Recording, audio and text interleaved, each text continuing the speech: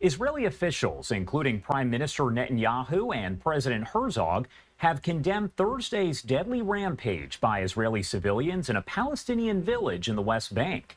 The Israeli Defense Forces saying rioters, many of them masked, torched cars and buildings in the village of Jit, killing at least one Palestinian. The Israeli civilians were seen setting fires and throwing stones and Molotov cocktails. This video on your screen, just some of that came in from the Jerusalem Post. Now, the Israeli military says it rushed to the village within minutes, breaking up the rioters, even firing warning shots into the air. And at least one Israeli citizen was arrested and handed over to Israeli police. We're told an investigation into the violent riot is officially underway.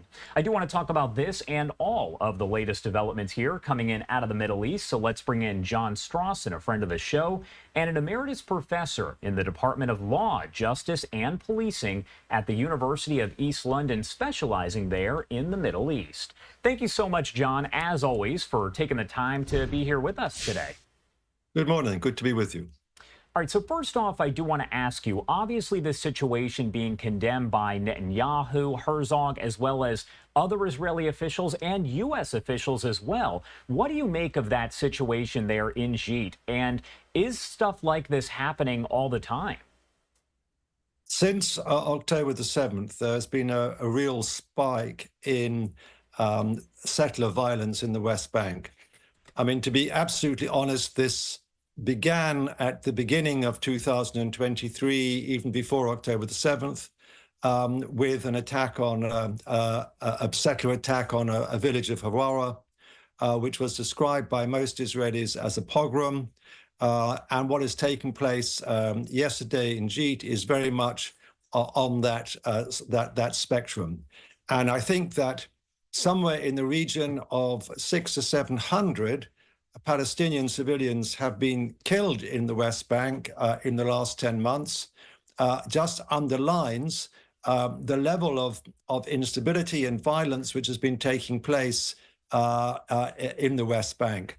So I think that this is a very serious question. I think the fact that the Prime Minister Netanyahu and the President Herzog and undoubtedly world leaders, United States and certainly in Europe, have condemned this as being an appalling assault upon Palestinians.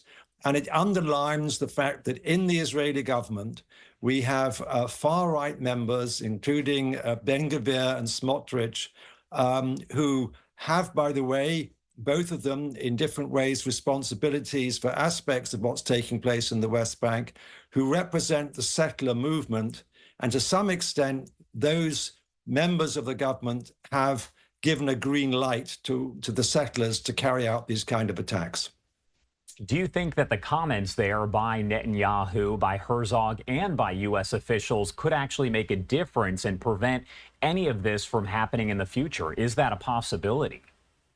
Well, I think that's something which really depends upon how Benjamin Netanyahu deals with his far-right coalition partners, because in a sense, what they've got to do, he has not just to make statements, but he has to stand up to these people who have given aid and encouragement to a whole series of lawlessness over the past period.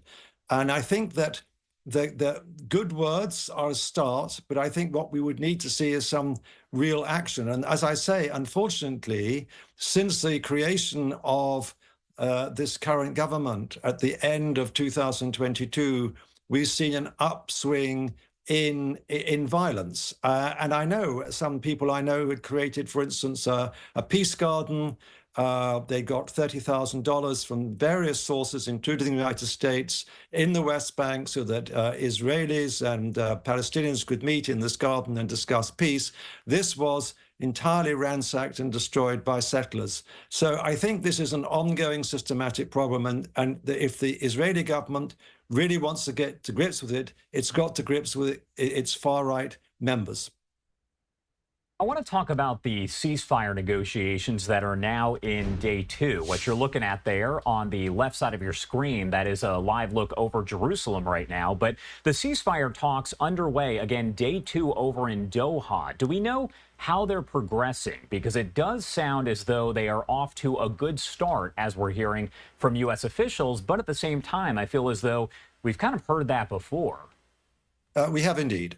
But the mood from Doha does seem to be a little more upbeat than one might have expected. I think we have to be cautious, given that what actually is taking place is a highly remote negotiations. Yes, the Israelis are directly involved. Hamas are very indirectly involved, but they are around. I think the big issue is whether or not the clarifications, inverted commas, which Prime Minister Netanyahu has tried to insert into what has been a framework agreement for a long time, are considered by Hamas not as clarifications, but as new conditions. And so that, I think, is one of the big obstacles, particularly over, for instance, the control of the border with Egypt. I think the second thing you have to bear in mind is that everyone is suggesting that a good result from Doha talks will be to progress from a signed framework agreement to an action plan. So we might have yet another stage of this process of negotiations. But yes, given the very dire situation in the Middle East, these talks seem to be going much better than we expected. And what you're looking at right now is a live look over the Israel-Gaza border. I say it all the time, but this is an image that we have seen with that camera set up for about 10 months now, since October 7th. We know that the Palestinian Authority President Abbas is planning to actually visit Gaza. Do we know if this is the first time that he's been in the war zone since October 7th? And how significant overall is that visit? Well, he hasn't been to Gaza since 2007, so this would be a very big deal indeed. I think what he's obviously trying to do is to take the political initiative.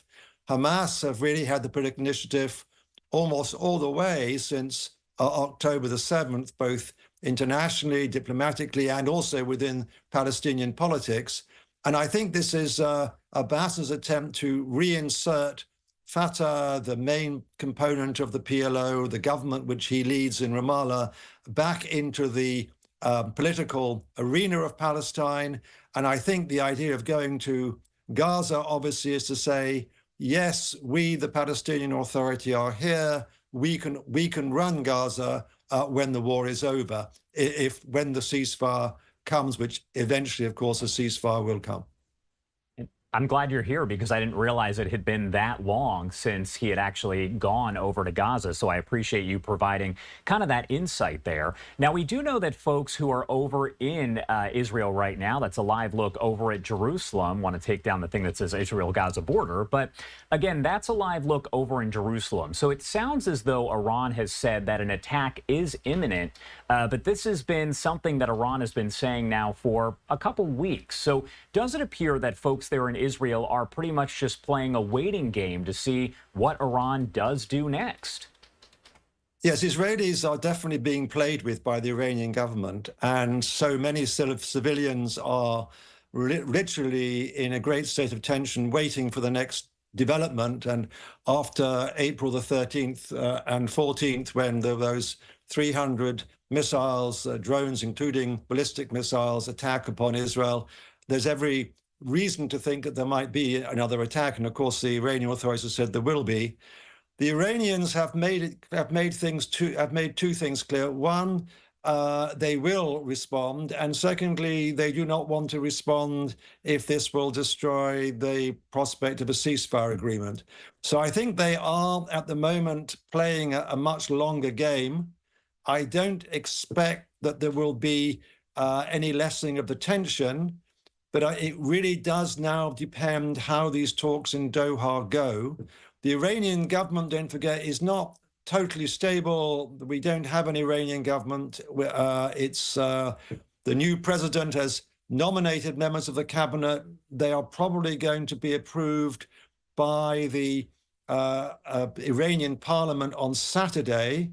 And don't forget, there has been some instability because one of the vice presidents has resigned, Mohammad Zarif, who is very well known as the negotiator, for instance, for the nuclear deal with the Obama administration. And he was a vice president for strategy. And he's resigned in protest because of the appointment of several very conservative members of the government. So it's not, the Iranian regime is not in a moment of great stability. It definitely, the supreme leader, Khamenei, don't forget there's a dual leadership, Khamenei wants to have some strike. It's quite clear. At the same time, they're trying to restrain the Houthis, the Iraqi Shia militias attached to Iran, and also Hezbollah from doing something provocative that would, in fact, interrupt the Iranian image of, I think what they want to create is a state of tension, to be the center of attention, but not at the same time to risk an all-out regional war. Yeah, there are so many moving parts to all of this. So, as you said, it really is just kind of waiting to see how this plays out. I do want to pop up this video that came in from the Israel Defense Forces as they say that more than 50 tunnels along the Philadelphia corridor were actually demolished over just the last week. Again, that is information that came in from the IDF. Does that put a dent in the number of tunnels that Hamas has within Gaza and within Rafah and along the border with Egypt, or is it overall a fairly small portion? Well, it's a significant portion because it's along the border, and this is the suggestion is this is where most of the military supplies that Hamas have are coming through, so that's significant. What, of course, is important to note that the Israelis have destroyed these tunnels 10 months after October the 7th. Now, that's an extraordinary length of time to realize that that's where the supplies that Hamas are using are coming from. And the fact they haven't done this before speaks volumes about some of the real problems that the Israelis have had with their intelligence. So I think that we do need to sort of say, yes, this is undoubtedly going to have an important effect. Don't forget, Hamas is still firing rockets towards Israel. They did yesterday, including from the so-called humanitarian zone in Gaza. So they are still capable. They obviously have supplies. Whether the destruction of these tunnels will mean that that supply dries up is something, of course, we'll have to wait and see. For sure. Well, John Strawson, as always, thank you so much for joining us here and taking the time to break down the latest developments there in the Middle East. So many of them happening just over the past few hours, and I'm sure there will be a lot more developments in the coming hours. Anything else you want to add about any of this before I let you go?